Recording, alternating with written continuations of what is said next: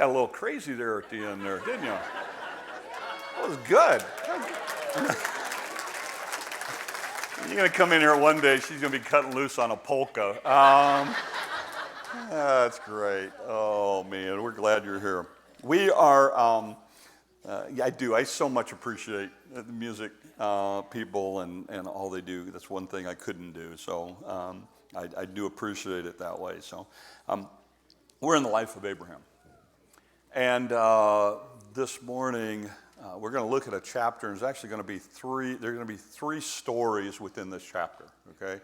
We're going to look at two of them this morning. We'll look at the next one next week. It's a story of Abraham and Sarah having Isaac. It's a story of Hagar and Ishmael being sent away. And then there's a story of Abraham and Abimelech actually reconciling. And so we're going to spend some time this morning on the first two of those stories.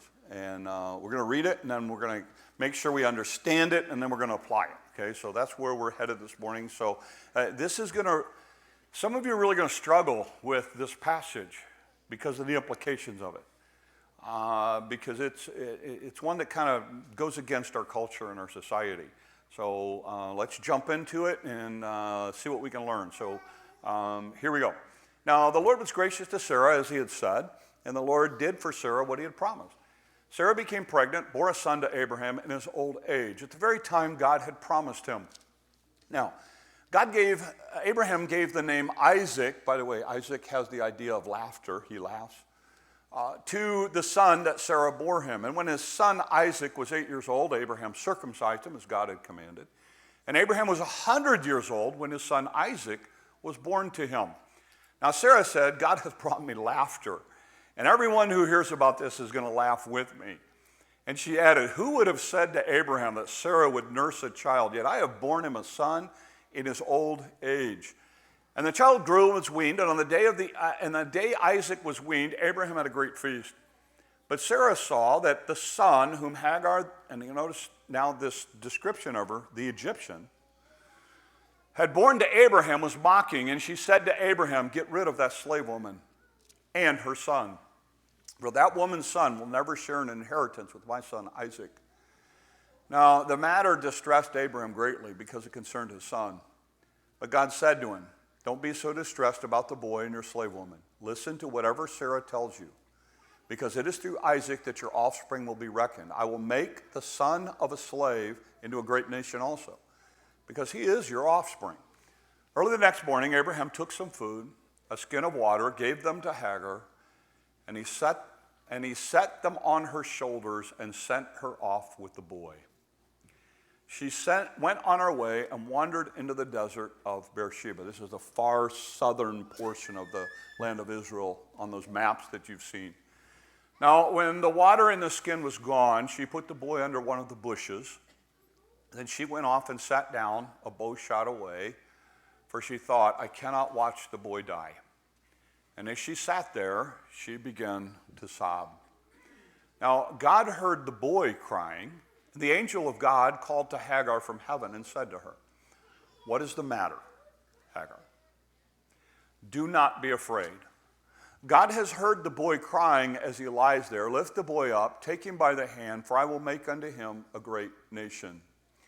Then God opened her eyes, and she saw a well of water, so she went and filled the skin with water and gave the boy to drink. God was with the boy. He grew up. He lived in the desert and became an archer. And while he was living in the desert of Paran, his mother got him a wife from Egypt. All right, so let's talk about this story. Make sure we understand it. Abraham and Sarah have a boy, and they're excited. This is the promised child, Isaac. They take it with a grain of salt, and they name him Isaac, laughter, he laughs. The idea is, look, anybody who sees our new son as old as we are is going to get a chuckle out of this, so they just call him laughter, because this is only a God thing. You might as well laugh about it. And so they circumcise him. She ends up getting weaned, and eventually they have a celebration. And as they're celebrating, Sarah looks over and she sees Hagar and Ishmael. And she starts thinking, and she becomes jealous. And she starts saying, I don't want them around anymore. And I remember the story. She was actually the one who gave Hagar to Abraham. And she said, I don't want him around anymore. So she goes to Abraham and basically says, send your son away. I don't want to see him anymore. And Abraham now has to make a choice between his child and his wife. Now let that sink in for a minute. Because it did with Abraham. And Abraham is sitting there going, how in the world could I be in this situation? And he is distressed. And he is burdened. And God comes to him and says, I will take care of the boy. You need to listen to your wife. Send your son away. So Abraham, the next day, gets they would have it in a, they would put the water in think of it as a canteen made of skins, animal skin. He would give that to her, he would give them some food, and then he would say, you need to leave. Where's she going to go? What's she going to do? No what else to do, so she heads towards Egypt, which is where she was from. That's the only thing else she knew. That's the only thing she could figure out what to do.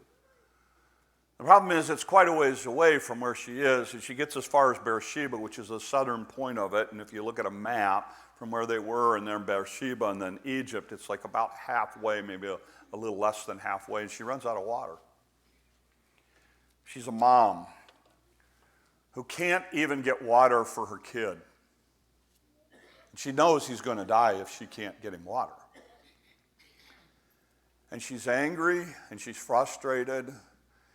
All she did was what her Sarah had told her to do, and now she's paying this price.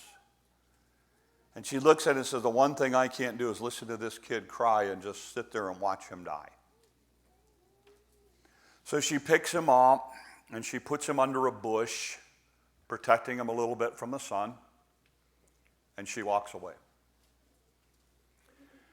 She walks away far enough that she can't hear him cry and she can't see him. And she sits down and weeps as only a mother could in a situation like this. And while she is weeping, while she is crying, a voice from heaven, an angel from God, says, I think this is crazy, what's wrong? It's like, really? Don't you know what I'm going through? Yeah, he knows what you're going through because God's come to you at this point. And it's interesting because the text says that God heard the cries of the boy.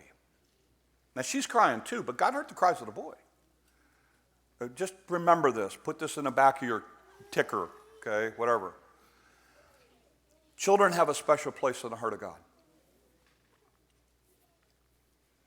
And even before Jesus comes on the scene, here is a story about a boy who is struggling, and God sees and hears the cries of the boy and comes to his mother. She's not seeking God. She's given up hope. She's done. She's just waiting for the boy to pass so she can figure out what to do next and probably die too. And God comes to her and says, what's wrong? And she goes, we're going to die here. And the angel says, no, you need to know God's got plans for this kid. You got to trust God here. And finally, the angel gets her to look up, and whether God created that well instantly, which I don't believe, or that well had been there the whole time, she sees a well. I don't think it's right next to her. I think it's off in the distance. She sees a well, and he says, go to the well, get him something to drink.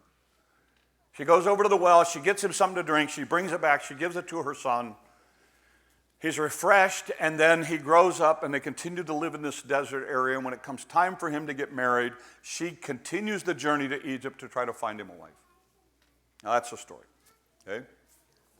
I think this thing is packed full of stuff for us in 2023 and for our culture. So let's talk about some of the lessons I think we can learn.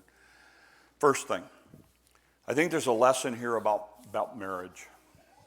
I think there's a huge lesson here about marriage. The lesson is simply this. The permanent relationship in marriage is husband and wife, not parent-child. When Abraham is put into a situation where he has to choose between his wife or his child, God says, choose your wife. When I marry couples, we had a wedding here yesterday, and when I marry couples, I go through a counseling thing with them, and one of the first principles we deal with is this issue of marriage is the only permanent relationship. I do a thing called TPT. I said, you need to understand, you were born into a temporary relationship. You had parents. At some point, you left those parents, and you got married. That's a permanent relationship. And then if God decides to give you children, that is a temporary relationship because one day they will leave. You need to understand that principle. It is a foundational biblical principle about marriage. Marriage is the permanent relationship. Here's what I see happening in our culture right now. We have a culture now, and parents, please listen up. Pay attention to this, because this is what's happening to you. We are in a culture in which everything revolves around the kids. And I am watching parents, good parents, want to provide everything for their kids, and their whole world revolves around the kids, mom and dad. Everything's about the kids. School's about ready to start, and they're going to have all the programs and all of the sports and all of the music stuff and all the theater stuff and all the band stuff and all this stuff, and your kids are going to be there the whole time, and it's going to be, okay, you're running them here, and I'm going to run them here, okay, and you're going to run them there, okay, and the parent, the whole world is these kids. And then here's what happens. The kids move on. They go off to college, and two strangers are now standing in a house going, I don't even know who you are. And we're watching at epidemic proportions people getting divorced after they've been together for 20 years. Because in 20 years, they really haven't been together. They've just been focused on the kids. Now, all of a sudden, empty nest comes along, and you got two strangers staring at each other going, who are you? I don't know. You know, what are we going to do now? We don't have the kids around. And some parents try to hang on to the kids. Oh, yeah, that's real healthy. Tell me how that's going to work. Okay? Well, it's always going to be my little boy, always going to be my little girl. I want to make sure, okay, wait a minute. You're hurting them. You're not helping them. I explained to my kids got 18. They went off to, I said, look, as long as you're in college, you can live here. They went off to the military and decided they want to be on their own kind of thing, so it worked out okay. But I explained to them, I said, you will always have a place to live here. But you need to know this. You move in here, you're going to pay rent. And every year, the rent will go up. And I said, and not only will the rent go up, but at some point, it will become cheaper for you to live somewhere else than to live in my house. And common sense will tell you, I can save money by not living here. Why? Because my goal was to move them on. That was my goal. I looked forward to the time that it was just Gene and I in the house. Do I love it when they come over? Yes. Do I love it when we have grandkids? Yes. Do I love it when they leave? Yes. And you got to understand, the husband-wife relationship is a permanent relationship. Listen, moms and dads, those of you with little kids, look, I know how crazy your world is. And I know how much you're running in 100 different directions. But please, my wife and I did this. We took time for us. We hired babysitters. We let them watch the kids while we went out on a date. While we had little kids. Every once in a while, we would actually take and we would go away for a night. And get away. So when our kids left the house, we're not two strangers standing there staring at each other. We knew how to spend time together. We knew what we enjoyed. We knew what we could do together. And we had a relationship because this is the permanent relationship. And I'm watching it as our society, everything revolves around the kids, and that is not the way it's supposed to be. I'm all for it, giving your kids what you didn't have and doing all those kinds of things. But let me tell you something. When the family revolves around the kids instead of the parents, there is going to be a price to be paid for that. Why? Because the husband-wife relationship with the parents. So when God has to talk to Abraham and explain to Abraham, this is the choice you need to make, he says, listen to your wife. I'll take care of the kid. That's tough in our culture. Because we would look at it, psychologically, you look at it and go, well, the child can't take care of themselves. The responsibility should be to the child.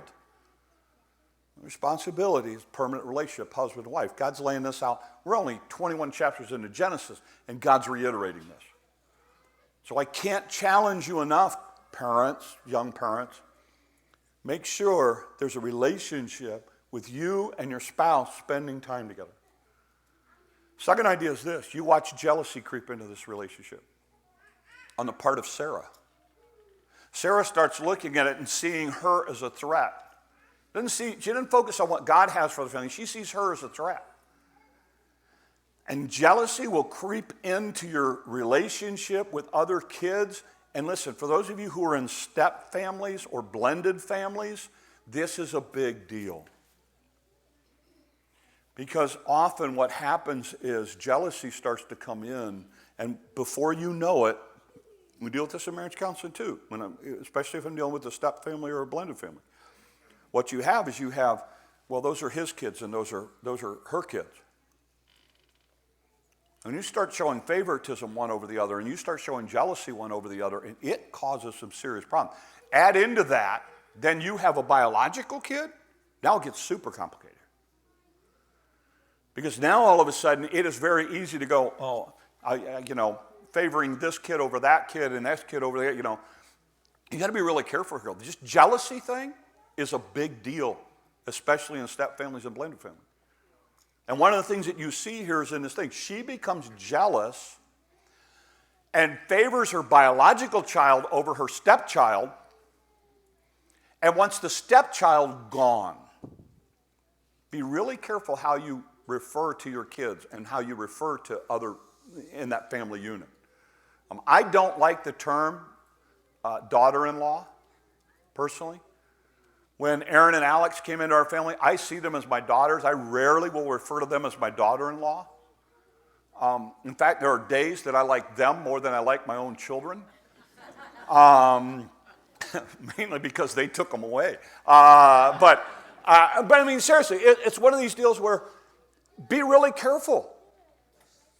Because that jealousy, that green-eyed monster will start to rear its head in a family, and it becomes incredibly destructive. I am going to maintain that this affects Abraham and Sarah's relationship, because I'm going to suggest that Abraham, I think, holds this against Sarah for a long time. Because she forced him to choose between her and his son. So I think there's a ton of marriage principles in this passage for it. I think a second idea that we get to when we deal with this thing is I think there's a ton of lessons here about focus. And I think this is where all of us struggle, if we be honest. When Hagar finds herself in this situation, all she can focus on is her child. She doesn't see God. All she sees is pain, hurt, hunger, thirst. And she becomes so focused on this that becomes her whole world.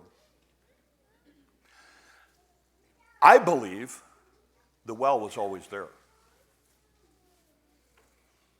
but she never saw it. Because the text says when she lifted up her eyes, she saw the well. I'm going to maintain that actually she was so focused on this thing and so enamored with the circumstances and the situation that she never ever thought past the idea of, can God solve this? I can't tell you how many times that happens in our lives. We come up against a situation and we become so focused on, well, you know what? I could lose my job, and if I'm going to lose my job, what am I going to do? I don't know if I'm going to have enough money for this. I don't know if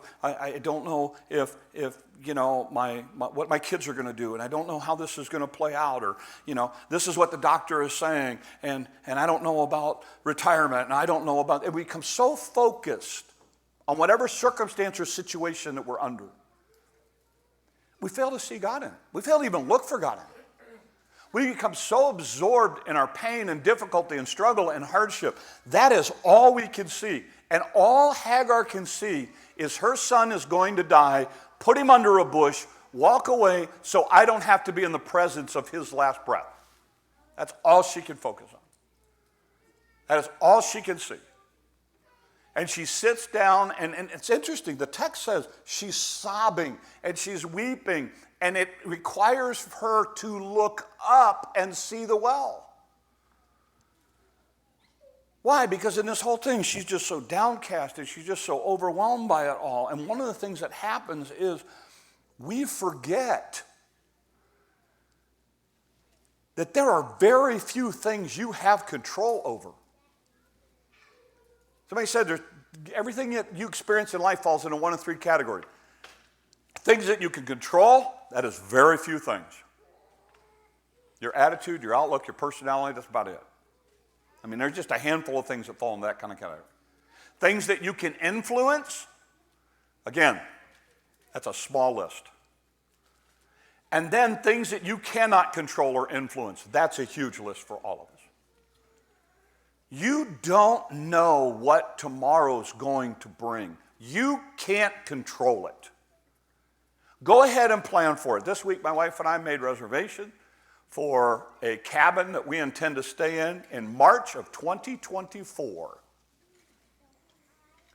Jimmy and I sat down working on the church calendar this week. We worked on the church calendar through May of 2024.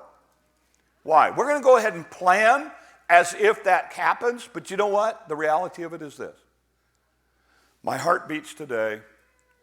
My lungs are taking in air. I don't know if they'll do that tomorrow or not. I don't have any control over that. Oh, Pastor, you don't understand. If you exercise it, if you eat right, and you do this, and you don't do this, and you don't do that, you'll have control over it. You can live to be 100.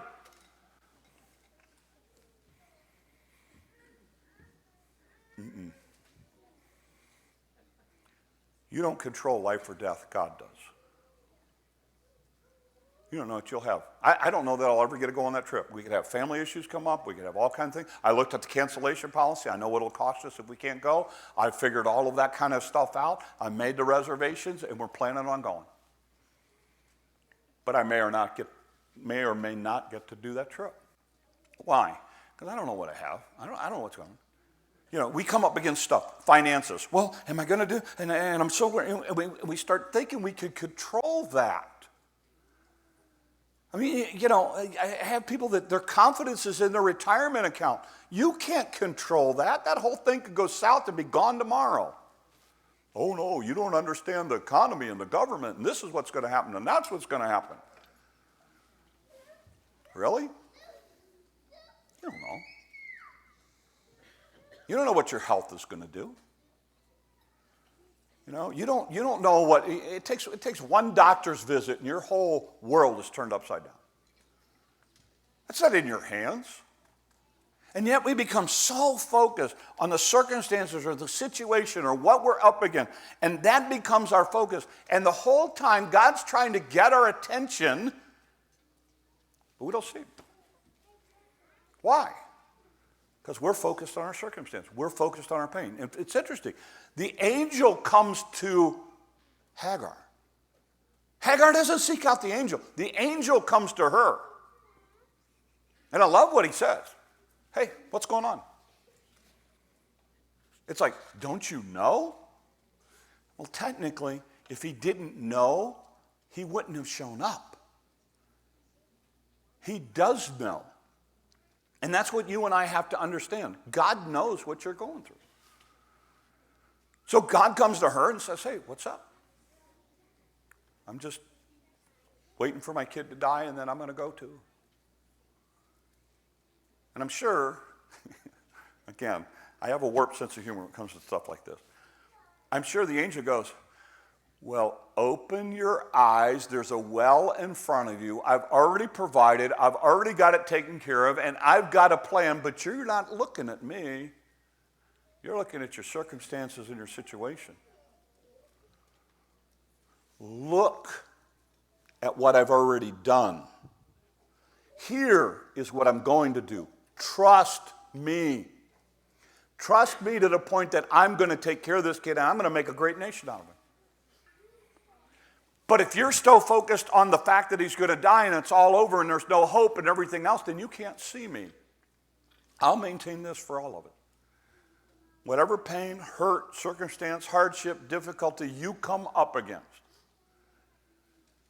God is there with hope and a solution. The question is whether or not you'll see him. The question is whether or not you will take your eyes off of that and put them on him. That's the question. And one of the things that I think is so interesting in this passage is that God has already provided. You know how long in this particular time it took to dig a well? And by the way, you know where wells were often dug? In places where they needed water. This is about halfway between where they were in Egypt. This is a place that they needed water. I'm sure she's not the first person who had gotten this far and gone, hey, we're out of water. And it was right there for them, but she did see it. Because she wanted to focus on, here's what's going to happen to us. I've already got it pretty. I'm going to get in trouble trying to say this word. We catastrophize, you know what I mean, situations.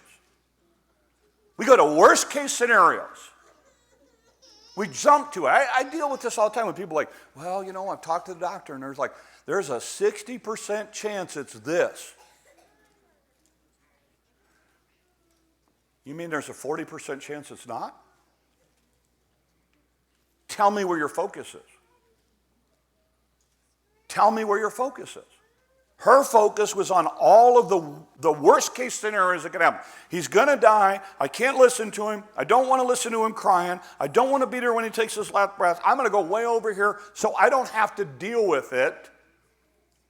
And I'm just going to cry and ask God and beg of God. And just, in fact, we don't even see her begging God, actually, in the text. We just see her weeping about it. She's given up completely.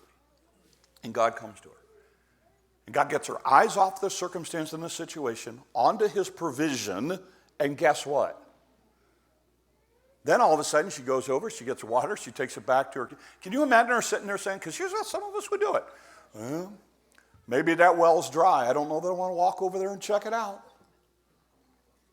We have people get that crazy about some of this stuff. Have you talked to so-and-so? Well, I've talked to a lot of people. I just don't think it'd be help to talk to them. Listen, if you're struggling right now, God is there, and I'm going to suggest God's probably already brought somebody along, but you've become so focused on the circumstances of the situation, you're not even seeing God at work in their lives. God sent them to you. God has put them in your world. God has put them in that place. God wants you to get your eyes off of this and onto what he can do. I like what Rick Warren says. God never wastes a hurt. God will take any circumstance, situation you and I have been through, and he will use it for his glory, and he will give hope, and he will provide a way through it that he can be honored and glorified. The question is what we do with it. And I want to challenge this morning because I think there's a lot of lessons in this thing. Every time you have a difficulty, a struggle, a pain, a circumstance, Satan wants to use it to get into your life and draw you away from God. God wants to use it to draw you to him. The choice is what you're going to do with it. And I have watched people take both paths. I've watched people blame God. I don't believe that God, and they're angry at God and everything else. And part of it is you want to sit there and say, wait a minute, you haven't had anything to do with God anyway, why is it his fault now? You know, other people who have been faithful to God and everything else, if something bad happened, and they get angry. I have other people who, they've been faithful to God and something happens and they say, you know what, I don't know what God's doing, but God's at work here. Unfortunately, I have been in ministry long enough. I'm at the point right now where some of the stuff that I'm dealing with personally is tough. In the last year, I have watched as kids that I had in youth group passed away. Tomorrow is going to be a funeral for a guy that I had in Bible class. And his wife, with kids, they're doing a funeral tomorrow. And it breaks your heart. It breaks your heart. But I've been able to watch in those circumstances and situations where they love God and they're putting God first and they're asking God to use it.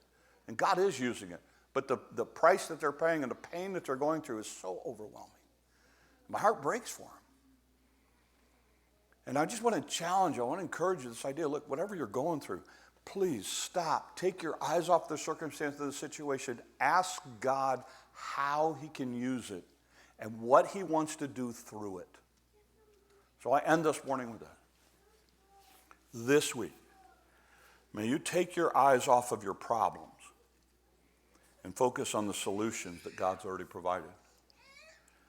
May you see God's plan in your pain, in your situation, as an opportunity for God to reveal himself and use your situation and your life. God doesn't waste a hurt. Only we do. Let's pray. Lord, help us. This kind of stuff is easy to preach. It's hard to live. So, Lord, help us this week. Situations, circumstances become so overwhelming to us. And Lord, sometimes we're just like Hagar. We just kind of sit and cry and weep and focus on what we've gone through instead of seeing, Lord, what you can do through it and how you want to use it.